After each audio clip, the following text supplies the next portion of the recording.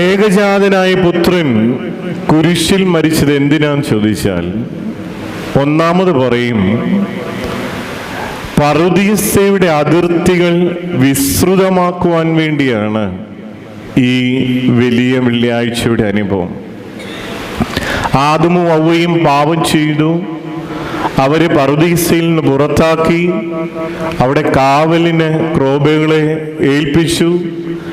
ദൈവം അവർക്ക് വേണ്ടി ഉണ്ടാക്കിയ പറുദീസ മനുഷ്യന് അന്യമായി പോവുകയാണ്.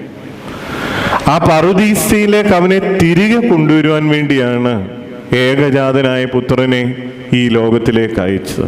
എന്ന് പറഞ്ഞാൽ, വീണ്ടും നമ്മൾ നഷ്ടപ്പെടുത്തിയ എല്ലാ അനുഭവങ്ങളിലേക്കും ദൈവം നമ്മളെ തിരിച്ചു വിളിക്കുകയാണ്. നമ്മൾ നഷ്ടപ്പെടുത്തിയ ആ ദൈവിക അനുഭവം, നമ്മൾ